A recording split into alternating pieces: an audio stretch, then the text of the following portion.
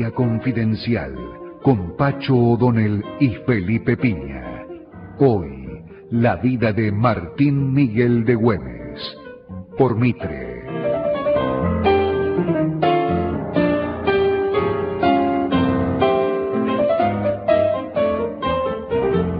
¿Qué tal, Felipe? ¿Cómo estás? Pacho, ¿cómo estás? Bien, bien, gracias. Bueno, vamos a hablar de un querido personaje, ¿no? Un personaje bastante maltratado por la llamada historia oficial.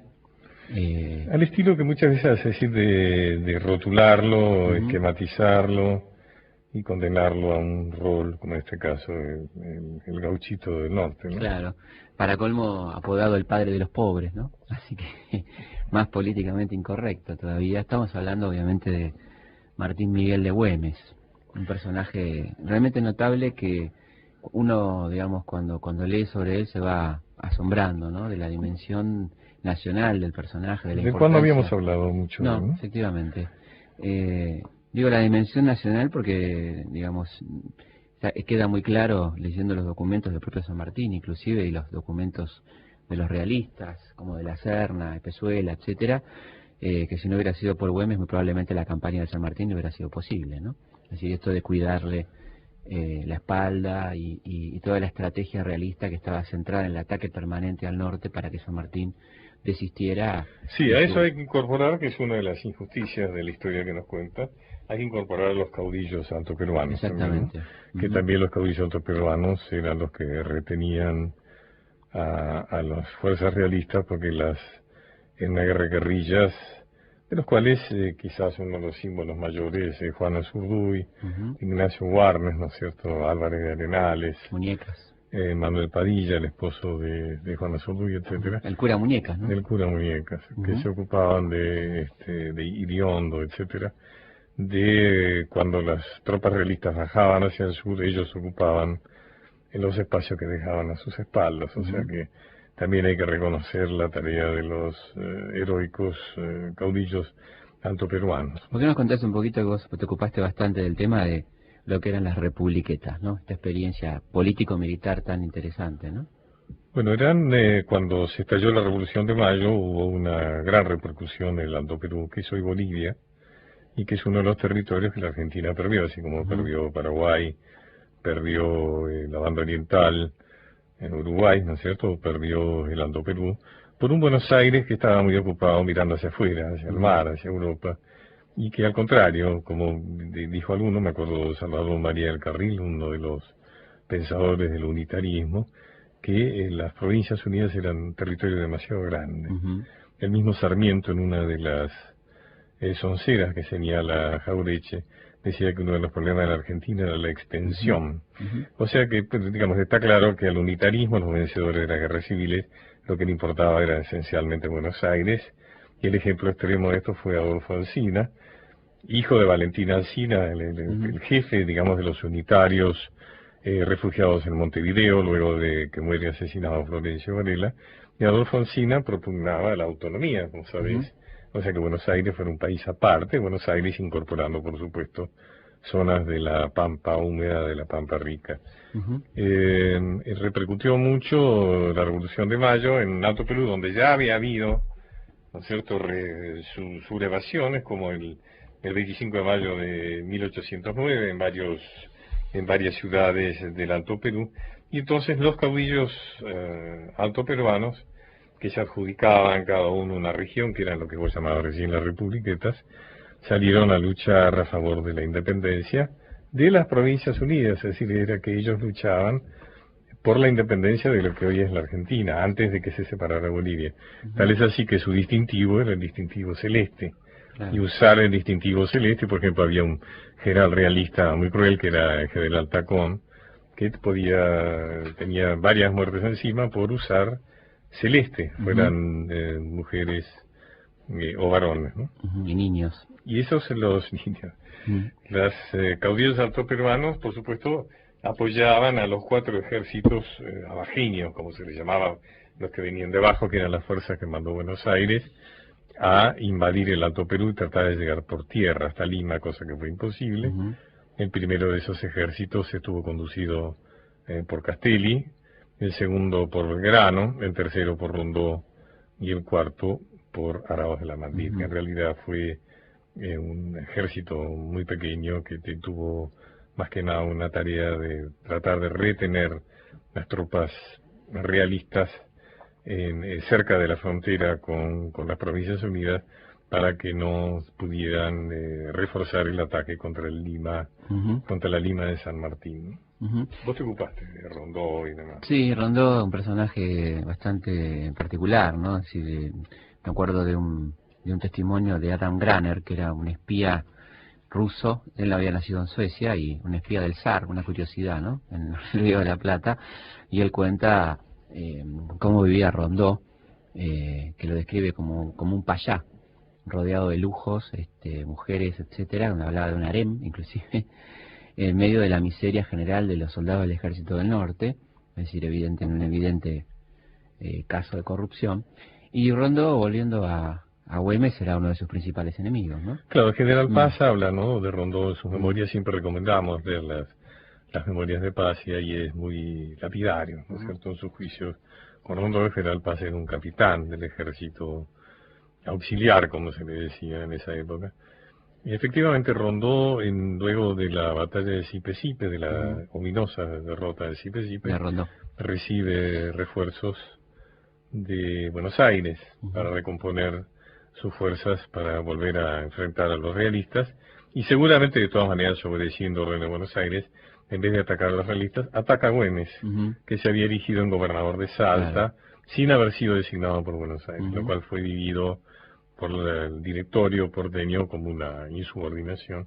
Y entonces Rondó es enviado a atacar, aunque parezca mentira, a Güemes, y por eso el gran Güemes en un momento tiene que pelear contra los realistas, tiene que pelear contra sus propias tropas, digamos, ¿no? Claro, además contra la tropa nacional. La idea era evitar un nuevo Artigas en el norte, ¿no? Es decir, para los porteños la imagen de carisma y la popularidad que tenía Güemes y ciertas actitudes políticas de Güemes, como las confiscaciones, los empréstitos forzosos a los comerciantes salteños, a la gente decente, como se autodenominaban los ricos de Salta, evidentemente fueron complicando la cosa y dando esta imagen a Buenos Aires, que le negaba permanentemente el apoyo. Me acuerdo de una correspondencia con Posadas, por ejemplo, donde Güemes pide autorización para crear un cuerpo de infernales, o sea, el famoso, y pidiendo colaboración militar, o sea, armas, recursos, y Posadas le contesta que no considera necesario la creación de tal cuerpo, ¿no? Dejándolo solo, y así será, digamos. Güemes se las tiene que arreglar solo contra los ejércitos más poderosos, varios de los cuales venían de vencer a Napoleón, por ejemplo, ¿no? Si uno piensa la calidad de los ejércitos españoles que había en esa zona del continente, eran tipos que venían de vencer a Napoleón. Sí, sí. Y Güemes con sus gauchos, demostrando ser un gran estratega, ¿no? Una tal estrategia de lo que se llamaba entonces guerra de recursos, y que también se la denomina guerra de guerrillas, la guerrilla rural, ¿no? Esta cosa de organizar pelotones de no más de 60 hombres, muchos pelotones, se dice que los infernales eran en total unos 6.000, organizados de una manera muy bien, muy prolija. Hay unas memorias del general español que conduce ejércitos en la lucha de nuestra independencia, y él hace un inmenso elogio de Güemes, a pesar de ser su enemigo, ¿no? Habla de que son superiores a los cosacos, ¿no? Digamos, y que tiene enorme habilidad de poder disparar con puntería a pesar del galope del caballo.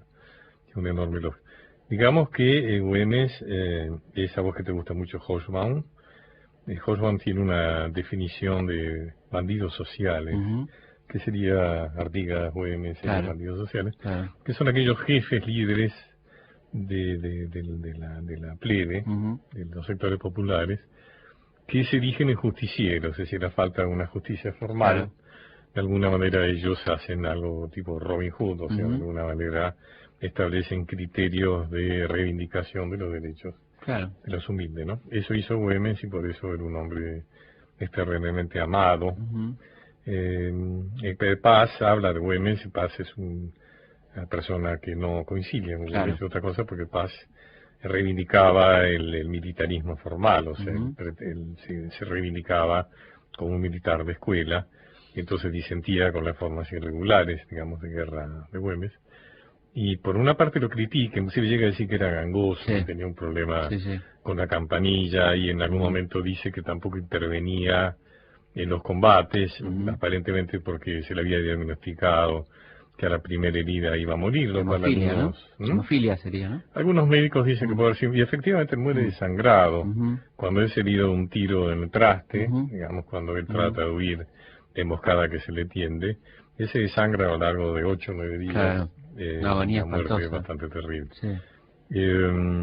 Y bueno, digamos que al mismo tiempo Paz, a pesar de hacerle estas críticas, reivindica el enorme heroísmo, Claro. el hecho de que murió, que fue absolutamente honesto, porque Güemes rechazó varias propuestas de soborno. Vamos a dar el mail, Felipe. Güemes muere por una traición de los salteños, de la clase alta salteña, de los decentes, como vos decías, entre La comillas, Patria Nueva. que se alían con Olañeta, que es el jefe militar que en ese momento está combatiendo al frente de los realistas. Siempre digo realistas y no españoles, no digo ejército español, Claro. porque en realidad en su enorme mayoría eran americanos. Inclusive Olañeta es jujeño. Olañeta tiene la particularidad de haber sido de haber liderado el último combate, Efectivamente. que fue el de Tumuzla, porque la historia dice que fue el de Ayacucho, el librado por Sucre. No, el último combate fue el de Tumuzla, librado por la nieta, que no se resignaba a rendirse y que, bueno, fue inclusive asesinado por sus propios hombres. Exactamente.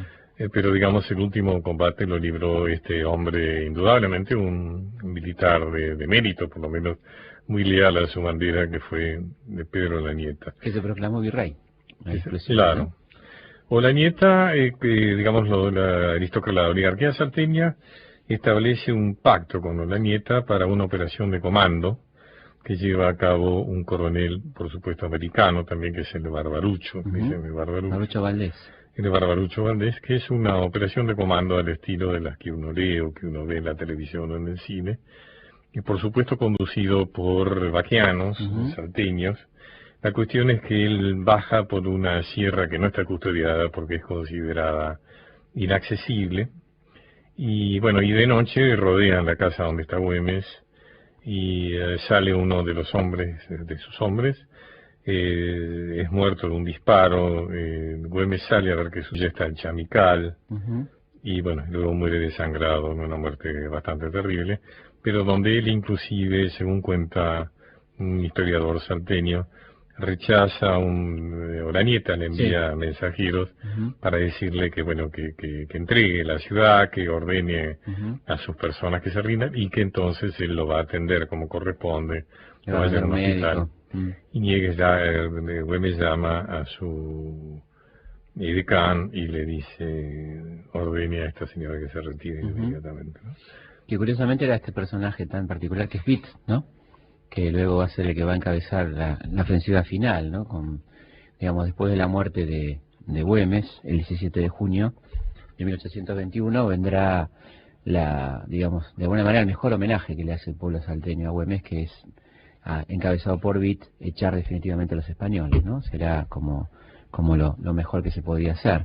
Ahora, en el medio hay un episodio un poco antes, obviamente, bastante lamentable, que es ya el nombre mismo es bastante explícito, ¿no? La revolución del comercio. Es decir, esta gente que vos nombrabas antes, la gente decente, entre muchas comillas, de Salta, se conforman en una especie de partido político llamado la Patria Nueva, y una forma de hacer patriotismo bastante novedosa, ciertamente. Hacen una revolución, lo deponen a Güemes, que estaba en ese momento en Jujuy, enfrentando a los realistas, con el objetivo efectivamente de acercar posiciones con los españoles, ¿no? Como bien decías vos. Y Güemes regresa a Salta y es llevado en triunfo hacia la Plaza Central en mayo de 1821 por el propio pueblo salteño. Y él, después de esa situación de recuperar el poder, después de aquella fallida revolución de la llamada Patria Nueva, tan explícitamente llamada Revolución del Comercio, porque tenía como objetivo restablecer el comercio con el Alto Perú, que había cortado Güemes, porque en definitiva lo que pasaba era que estos comerciantes proveían de mulas, armas, municiones, etcétera, a los enemigos, ¿no? Bueno, el Güemes vuelve al poder y toma algunas represalias importantes, ¿no? Básicamente de carácter económico. Todos esperaban que fusilara gente, no hace eso, sino que le pega por donde más le duele, que es por el lado de las sanciones económicas, impuestos, empréstitos, y permite una especie de saqueo de locales comerciales de sus enemigos, ¿no? Lo cual es una piedra de escándalo para algunos historiadores oficiales, ¿no? Es decir, le dice a los gauchos que tomen lo que necesitan. Los gauchos necesitaban todo, evidentemente, ¿no? Así que habrán tomado bastante, me imagino. Güemes tiene un gran enemigo en el gobernador de Tucumán, Arauz. Bernabé Arauz. Sí, Bernabé Arauz. Que es un hombre que de alguna manera está aliado con sus enemigos y que festejará ampliamente la muerte de Güemes, ¿no? Igual que en Buenos Aires, ¿no? Yo en mi último libro reproduzco un artículo del diario de Buenos Aires cuando estaba Rivadavia, donde se celebra eufóricamente la muerte del bandido Güemes. Cacique bandido, ¿no? Cacique, sí, exactamente. Quizá no, debía decir que bueno, que evidentemente vos hablabas antes del reconocimiento militar de la estrategia de Güemes, ¿no? Yo encontré también para el próximo libro un interesante, sale ahora en estos días. ¿Qué es este? Mitos de la historia argentina, volumen 2. Y bueno, le dedico un capítulo a don Martín Miguel de Güemes. Sí. Y encontré un curioso libro editado por el Círculo Militar, la Biblioteca del Oficial, de un coronel yugoslavo, Radulovic, que le dedica muchas páginas a Güemes como modelo de guerrilla, ¿no? Es interesante porque el libro está escrito más o menos en la época de Tito, cuando se estaba organizando la resistencia, y él lo pone como un ejemplo de lo que fue la guerra de guerrillas, y es una curiosidad, ¿no? Que en la Academia Yugoslava Militar se enseñe, digamos, las tácticas guerrilleras de Güemes, ¿no?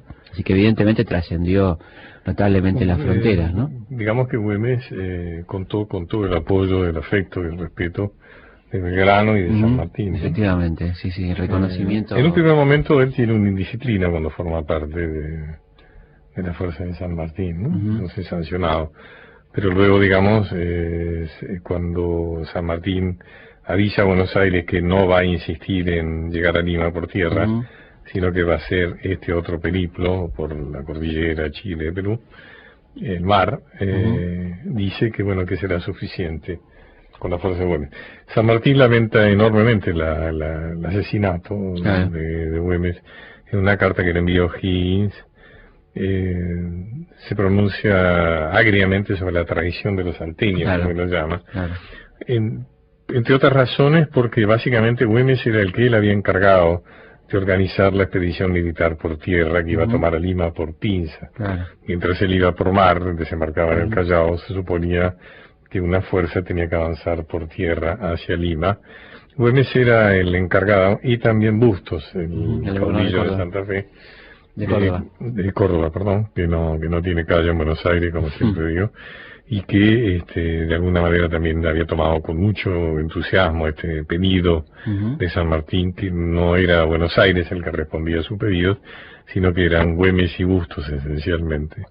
Y por otra parte, lo que además se lamenta San Martín en esa carta O'Higgins es que los salteños hayan firmado un pacto de no agresión con Dona Nieta, porque eso hace que entonces las tropas realistas puedan regresar hacia Lima para fortalecer el cerco que en ese momento estaba haciendo el general Canterac sobre el Lima, donde estaba San Martín prácticamente aislado, y que será la causa por la cual luego en Guayaquil le cederá a Bolívar el final de la campaña independentista. Otra cosa muy interesante es la calidad de las cartas que escribe Güemes, ¿no? Me estaba acordando de esa carta donde él le contesta a los intentos de sobornos del virrey de Lima, la calidad, ¿no? Donde él le da las razones. Es un tipo de familia de alto nivel. De alto nivel y evidentemente con una cultura importante, ¿no? Él se viste como los gauchos, pero por ejemplo con bacha de seda. Bacha de seda, claro, con algunos detalles.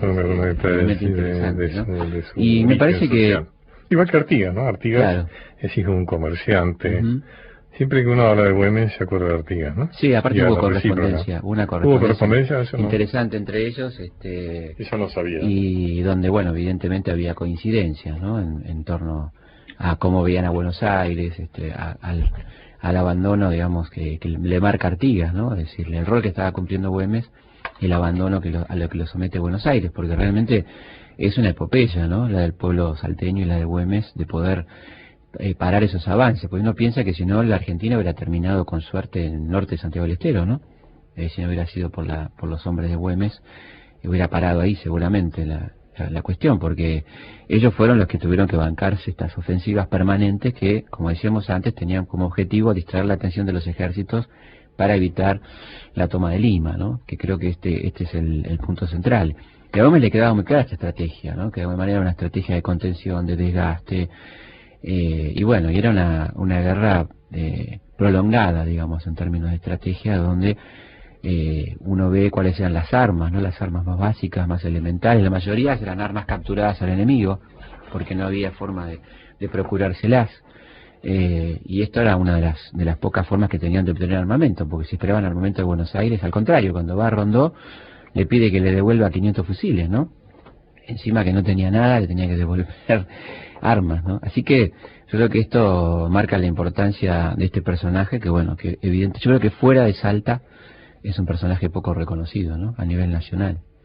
Me parece Bueno, que era un groncho, un cabecita. Claro, un bueno, gaucho. por lo menos jugaba a favor de eso. un gaucho, ¿no? Digamos, la palabra gaucho, y sabes qué interesante que hay un documento de Posadas, que por ahí vos lo habrás visto seguramente también, donde censura la palabra gaucho, ¿no? Sí, está en el libro, claro, en el grito sagrado. Claro. Como le dice campesino, patriotas campesinos. Patriotas campesinos. Es decir, inclusive queda como una especie de decreto donde la Gaceta debería publicarse cada vez que digan gaucho, que tanto San Martín como Güemes en su correspondencia usaban estos términos, había que reemplazarlo por patriotas campesinos, ¿no? El tema de las cabecitas negras, ¿no? Uh-huh. Cuando cabecitas negras se dice en realidad despectivamente, claro, ¿no?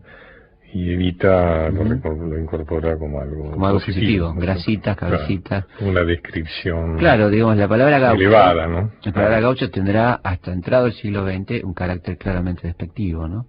Es decir, gaucho era vago y mal entretenido, bueno, aquella famosa ley de vagos de Rivadavia, todo esto era evidentemente denotaba... Lo tenemos también en la falta de reconocimiento real académico que hay en Martín Fierro. Uh-huh, efectivamente. ¿No? O sea, Martín Fierro sigue siendo la historia de un gaucho. Uh-huh. Bueno, Borges era el ejemplo más claro, ¿no? Del desdén. Claro. Cuando dicen que en realidad Martín Fierro es la historia de un delincuente, ¿no? Y que da nuestra inteligencia nunca ha incorporado al Martín Fierro como un libro excelso, ¿no es cierto? Uh-huh. Es simplemente una obra curiosa, una poesía gauchesca. Un poema nacional, digamos, ¿no? Pero no es, como no entra dentro del parámetro de las calificaciones europeas, uh-huh, o no responde, que para mí, y para vos también, ese es su mayor mérito, como no responde a ninguna categoría uh-huh, europeizada.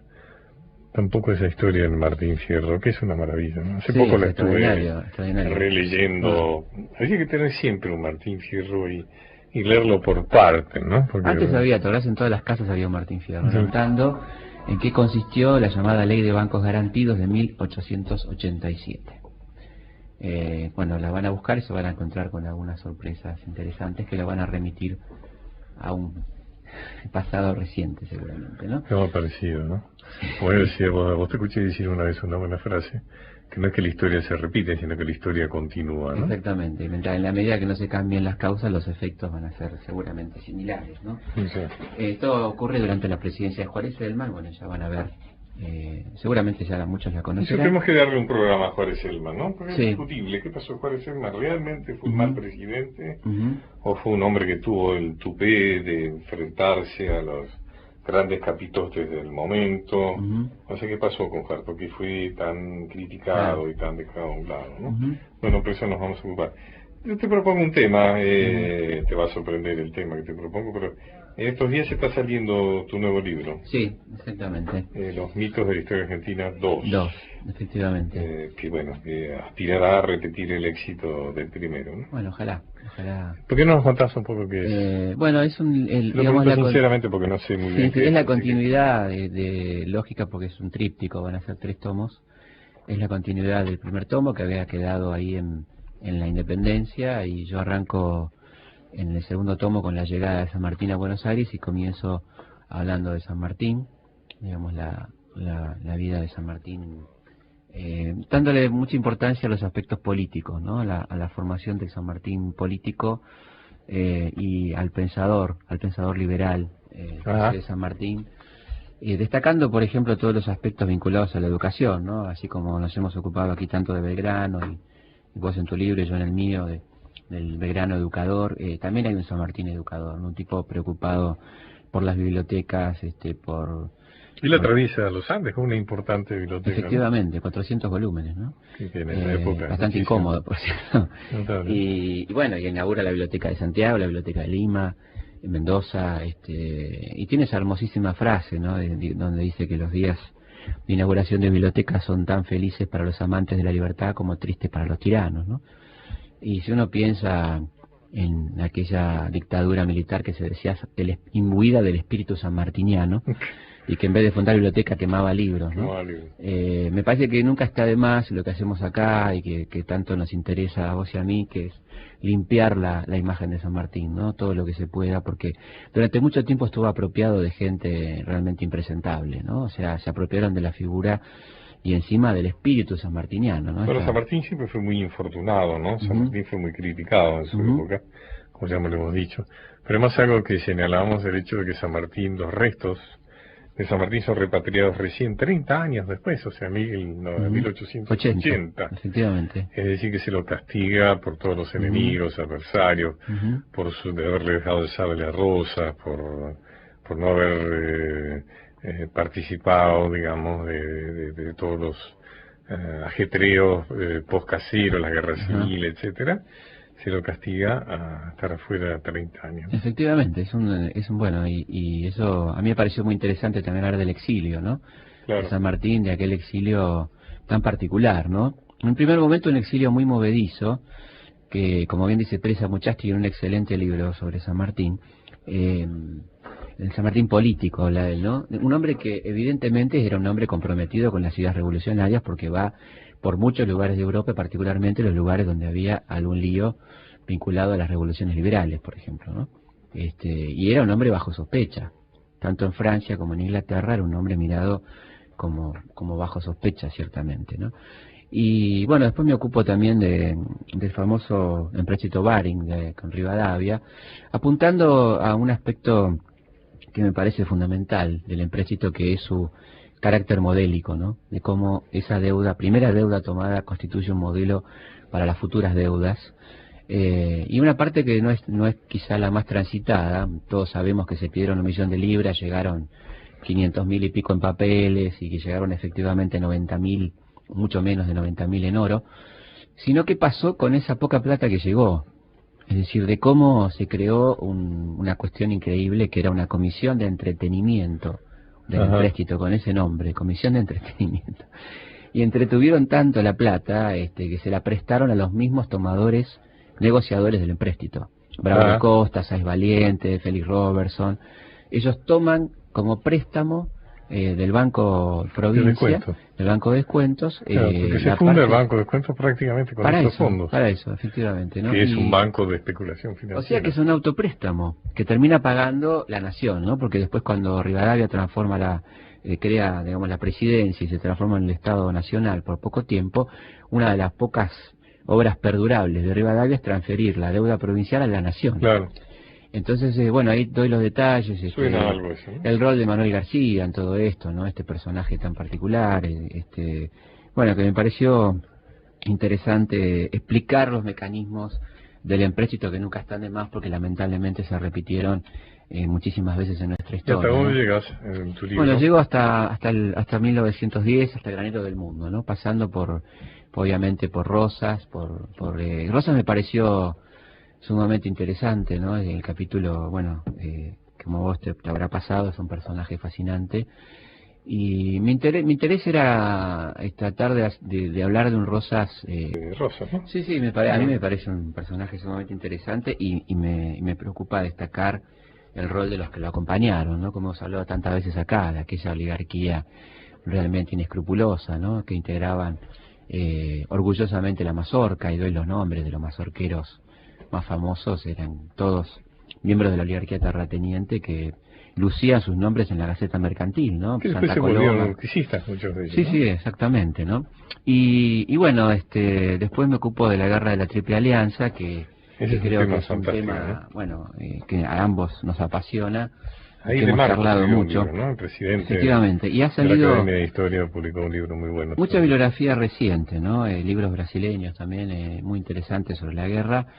Y bueno, uno ve el gran negocio, ¿no? Que fue esa guerra y este ataque al modelo paraguayo, que poniéndolo en su justo lugar, nadie va a decir que era una potencia ni que era la Inglaterra de Sudamérica, sino que era un país con las mejores intenciones de ser un país progresista, es decir, con primeras acerías, los primeros Ferrocarril. uno de los primeros ferrocarriles de América. No había ferrocarril en la Argentina, ¿no? Efectivamente, y en realidad fue el tercer ferrocarril de América, pero digamos con asesoramiento británico, ¿no? Porque otro mito es que Paraguay no tenía contacto con el exterior, había evidentemente comercio, y una de las causas del enclaustramiento paraguayo, el famoso enclaustramiento paraguayo, era la negativa a la libre navegación de los ríos de los gobiernos de Buenos Aires. Interesante un documento que publicó, que es una carta de Mitre a López, bastante poco tiempo antes de que estalle la guerra, donde elogia el progreso del Paraguay, donde dice los vapores surcando los ríos, los trenes surcando las rutas. Dice, usted es el Leopoldo de Sudamérica, o sea, el rey de Bélgica, ¿no? Que era un modelo así de progresismo. Y esto le dice Mitre a López, ¿no? ¿Vos pensás que la guerra civil, que la guerra de la Triple Alianza fue una continuación de la guerra civil? Exactamente, lo dice Alberdi muy claramente, ¿no? La guerra del Paraguay fue más bien la continuidad y aprovechar para exterminar las resistencias, ¿no? Es muy interesante un documento que publica León Pomer en su libro sobre la guerra del Paraguay. Es un recibo de Catamarca donde se le paga a un herrero para fabricar 200 grillos, y dice el recibo, que es increíble, dice 200 grillos destinados a los voluntarios que irán a pelear al Paraguay. O sea, lo mandaban en grillarios voluntarios, que era que lo mandaban engrillados, ¿no? A pelear. Ese es un documento valiosísimo que publica Pomer, que habla de cómo iba la gente a pelear al Paraguay. Bueno, recordemos que se levantaron varios Claro, caudillos, Varela, ¿no? ¿no? Varela, que es extraordinaria la proclama. Felipe Varela, ¿no? Felipe El Varela, viene Felipe el Varela. caudillo catamarqueño que hace una proclama extraordinaria porque cuenta como nadie las causas de la guerra, denuncia la complicidad de Brasil, de Argentina contra el gobierno uruguayo, que ahí está un poco la causa, ¿no? De la guerra. Y porque Ahí están los Uruguay, blancos, ¿no? Los claro, blancos. porque Uruguay era, digamos, el gobierno de Berro, el de los blancos en Uruguay, era el único aliado que tenía López en el cono sur. Y Urquiza. Y Urquiza, Y Urquiza hasta ese momento, que ¿no? se ve que en un momento dado... Hasta ese momento. Sí, pero no sé qué pensás vos, pero sería como que Urquiza tiene ya una seña con Solano López, ¿no? Sí, pero lamentablemente va a traicionar, ¿no? Y bueno, entonces el gobierno de Buenos Aires, el gobierno de Mitre y el gobierno de Brasil financian y apoyan militarmente el golpe de Venancio Flores, que es un golpe Colorado. Claro, colorado contra el gobierno popular y blanco de Berro, y esto es un poco lo que desata la guerra de la triple Me interesa infamia. mucho leer cómo enfocás la generación del 80. Bueno, yo creo, ahí me ocupo, digamos, fundamentalmente en lo que tiene que ver con, hay dos capítulos, uno lo titulé Los mal llamados liberales argentinos, ¿no? Donde el término liberalismo siempre en nuestra historia fue confuso. Es decir, y ahí pongo un par de documentos, uno de Echeverría, donde reconoce, ¿no? Digamos, de alguna manera la malversación de aquel término, y hasta qué punto se podían llamar liberales ellos mismos, hablando del 37, es el último Echeverría, aquel Echeverría sumamente decepcionado, ¿no? Por todo lo que había pasado, que está viendo caer a Rosas y que sin embargo no confía en lo que va a venir después, ¿no? Claro, porque los intelectuales, digamos, los Echeverría y demás que estaban exiliados en Montevideo, no congeniaban con los unitarios exiliados, eran muy críticos con los unitarios. Efectivamente, fíjate. Y los unitarios sospechaban mucho de ellos, no lo tenían en cuenta. Bueno, y por supuesto, digamos, esta crítica apunta a esta dicotomía entre un liberalismo económico y un fuerte conservadurismo político, ¿no? Inclusive cuestiona el liberalismo económico si realmente eran tan liberales, porque en definitiva lo que hacían eran negocios privados desde el Estado, o sea que el Estado era un Estado interventor. un Estado que intervenía en favor de los negocios privados. Por lo tanto, ni siquiera se cumplía este axioma tan repetido, a veces no pensado, del supuesto liberalismo económico, ¿no? Y Digamos que el parte, liberalismo es una teoría económica fundada por Adam Smith, donde propugnaba que las reglas del mercado debían ser dejadas a su libre funcionamiento, porque ello implicaba la felicidad, es decir, que mientras menos intervención del Estado existiera, mejor iba a funcionar la economía, ¿no? Cosa que acá no ocurrió. Acá el Estado Eso se revisará también después de la crisis del 30. Digamos, y bueno, de ahí llegamos un poco hasta la actualidad. Yo ahí doy una cifra bastante contundente. En los últimos 50 años, del 55 a la fecha, hemos tenido más de 50 ministros de Economía, solamente 6 de los 50, casi uno por año, haciendo el promedio, solamente 6 pueden considerarse claramente no liberales, desarrollistas, peronistas, y ejercieron el cargo en no más de los 50 años, no más de 6 años. Es decir, que el resto, más de 44 años, fueron de ministros de Economía liberales, o llamados liberales, que vivieron quejándose del estatismo, del estado elefantiásico, y ellos eran los que manejaban la economía argentina. Vos fíjate el nivel de falacia, ¿no? Hemos visto artículos recientes, uno de Vargas Llosa y uno de Mariano Grondona, que comentaba, donde la culpa de todo lo tiene el peronismo, la culpa de la catástrofe, según ellos la tiene el peronismo. Lo que vos decís no estaría en consonancia con eso, No, en absoluto. Yo digo en el libro esto de también la estafa de esta generación, ¿no? La estafa con respecto a la inmigración, por ejemplo, cómo estafaron a los inmigrantes, ¿no? Esta tierra de la gran promesa que se les prometía a esta gente de todo, hasta felicidad, porque los documentos hablaban de felicidad, lo cual no deja de ser esotérico, ¿no? ¿Cómo puedes prometer la felicidad a nadie? Y llegaban acá y no había tierra, que ya estaban repartidas, iban a parar al hotel de inmigrantes.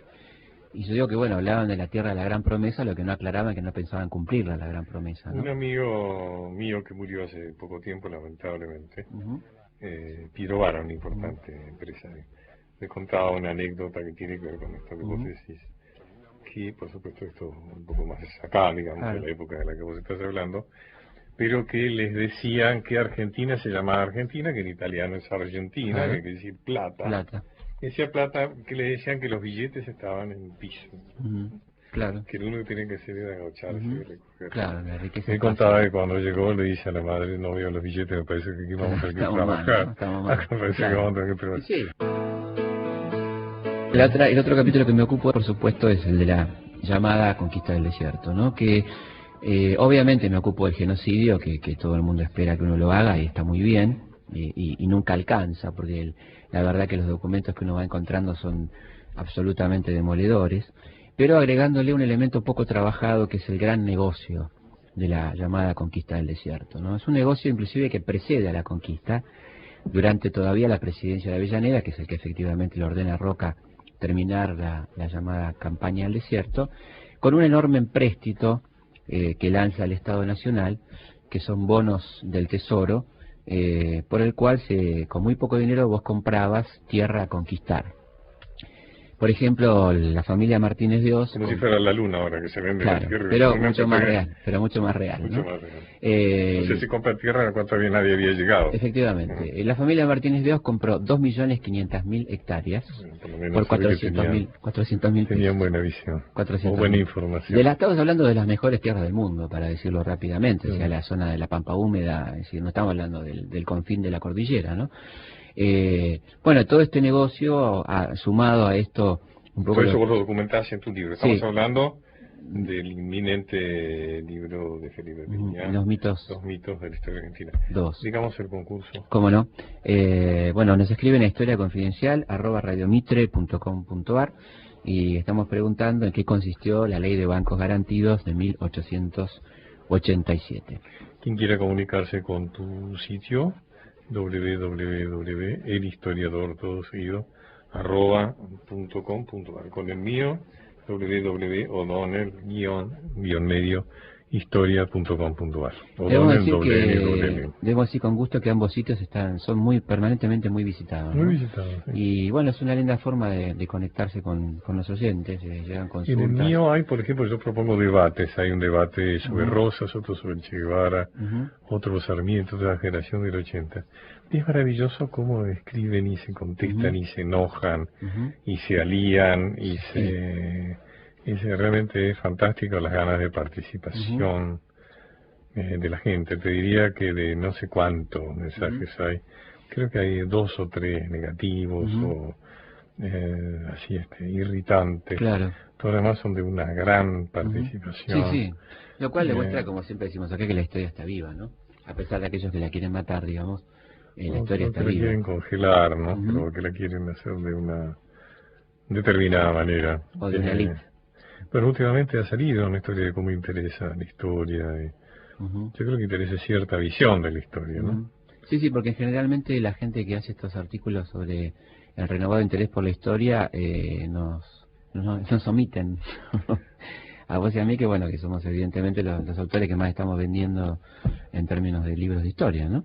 Y lo digo así vendiendo para que se enoje alguna gente. Sí, yo digo comprando más que vendiendo, ¿no? Claro. Vender es una cosa los libros se compran, no se venden. Sí. Si por uno fuera, vendería. No, pero digo, muchísimo. O sea, el problema es que lo compre la gente. Efectivamente. Y yo creo que esta omisión tiene que ver con que evidentemente nosotros a alguna gente le molestamos, lo cual nos llena de orgullo y seguiremos insistiendo en esa línea, ¿no? Es decir, acá en este programa, en estos años que estamos, nos hemos ocupado de la gente que habitualmente nadie se ocupa, hemos tenido una amplitud. Hemos invitado de criterio. Gente. Sí. Gente... Y me parece que bueno, que eso la gente lo ve y de alguna manera lo reconoce. Lo celebra. Bueno, así que, y el libro termina con el centenario. El centenario. El gran mito del centenario. Yo lo llamo Hambre, Lujo y Rebelión, el granero del mundo. Hambre, Lujo y Rebelión, el granero del mundo, ¿no? Parafraseando al querido Orwell, Rebelión en la granja. Y bueno, ahí hablo de los contrastes, ¿no? De lo que eran las mansiones de Buenos Aires, lo que eran los palacios que hoy son embajadas, ¿no? O el círculo militar, que en el Palacio Paz, o el Palacio Anchorena, que hoy es la Cancillería, ¿no? Todas esas casas de aquellas. Pero reconozcamos que por lo menos era tenía un buen gusto. Una clase alta que tenía gusto por el arte, por lo menos que hacía del arte un emblema de su estatus, cosa que hoy actualmente se ha perdido, ¿no? Y la otra cosa... A veces se le puede estar puesto en un Porsche, hoy están o en un Mercedes-Benz, no sé qué, pero es difícil que un rico de hoy... Para empezar, en general no se retratan porque habría que ver cómo es la fortuna o, digamos, en buenos términos a veces por temas de seguridad. Pero es difícil verlos al lado de un buen cuadro, ¿no es cierto? O a la casa de un buen arquitecto, ¿no es cierto? Se perdió esa cosa. En general uno la ha visto más por ahí viajando por las Bahamas o al lado de un coche último modelo, claro, o una señorita. Yo, y bueno, como contraste a eso, transcribo las partes más destacadas, según mi criterio, del informe Vialel-Macé, este informe mandado a hacer por el gobierno de Roca, donde este extraordinario médico catalán que recorre el país, y que hablamos el otro día en el programa con Sarazaga, retrata con toda crudeza lo que era la otra Argentina de los trabajadores, la Argentina de los cañeros, los zafreros, en la misma época que se construían estos monumentales palacios, ¿no? Granero del mundo, esta parte, ¿no? Y por otra parte me parece importante, y esto lo hago en la introducción al capítulo, preguntarnos, junto con los lectores, de qué es un granero, ¿no? Este concepto de granero como algo positivo. ¿Qué es un granero? Un granero es un depósito, es algo inanimado, es algo que no genera trabajo, es una cosa... donde evidentemente el valor agregado va a estar afuera, donde estás exportando, como se dice ahora, commodity, ¿no? Materia prima que va a ser transformada con trabajo en otro país. Estás exportando puestos de trabajo, digamos, ¿no? Y este es el modelo que siempre se nos dice, ojalá volvamos a aquel modelo. Sí, la exaltación de la generación de los... Claro, yo creo que... Sin duda fue un grupo brillante, o sea, sí, intelectualmente. Roca, personas Joaquín B. González, brillantes, muy brillantes, que de alguna manera aprovecharon bien una contingencia, pero que era una contingencia irreproducible porque esa riqueza iba a un grupo muy pequeño de gente, ¿no es cierto? O sea, es impensable. Obviamente, la teoría del derrame evidentemente nunca funcionó, ¿no? Pero además... Es como si pensamos en este momento, se me ocurre en este momento, Si realmente en este momento toda la riqueza fuera nada más que a grupos reducidos de 50, 60 familias, posiblemente también sería una Argentina rica, de acuerdo al criterio de Bueno, seguimos teniendo un problema estructural, hablando de continuidad de distribución de la riqueza. En este momento la Argentina está teniendo cosechas récord, está teniendo ingresos por exportación notables, y sin embargo acá en la Argentina, tenemos que decirlo con mucho dolor, la gente se sigue muriendo de hambre, ¿no? Un país que tiene capacidad de producir alimentos para 300 millones de personas y tenemos a la mitad de la población bajo la línea de pobreza. Entonces digo algo, evidentemente, esta idea de continuidad es interesante, ¿no? Y la otra cosa que a mí me parece que nunca está de más decir, porque hay que insistir con estos temas, fue una generación brillante, fue una generación, pero evidentemente muy limitada porque no quiso entender o no le interesó entender que los grandes países, que eran sus modelos, por otra parte, como por ejemplo Gran Bretaña, se hicieron grandes con la industria, es decir, transformando la materia prima, ¿no? Es decir, ahí aparece... No hubo inversión quinquenal y toda la idea de industrializar. Sí, porque ellos tienen, yo también lo digo ahí, ¿no? El temor a lo urbano y el temor a lo industrial como un elemento peligrosamente dinamizador de la sociedad, cosa que efectivamente se llama desviador de del sistema de ingresos, ¿no es cierto? Bueno, y termina, de alguna manera, para terminar arriba, con lo que fue la rebelión, ¿no? Así que esto no quedó ahí, sino que juntamente con la masa inmigratoria venía gente con ideas que fue la primera oposición seria, digamos, a aquel modelo que estaba acostumbrado a que se disputaran el gobierno pero no el poder entre ellos, ¿no? Hay que reivindicar una figura que yo creo que nunca ha sido suficientemente, que es la de Leandro de Mediatempo. Sí, bueno, yo lo Pero eso es otra historia, nos vamos. Buena suerte con tu libro. Muchísimas gracias, Pacho. Los mitos de la historia argentina, 2, editados por Planeta. Hasta el sábado.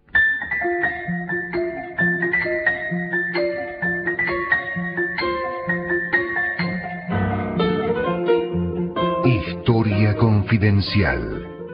Operación técnica, Rubén Sandoval. Puesta en el aire, Claudio Díaz Colodrero. Edición, Javier Guzmán, Fabián Palacios. Locución, Pablo Gasotti. Conducción, Pacho O'Donnell, Felipe Piña. Producción general, Gustavo Sanmartino.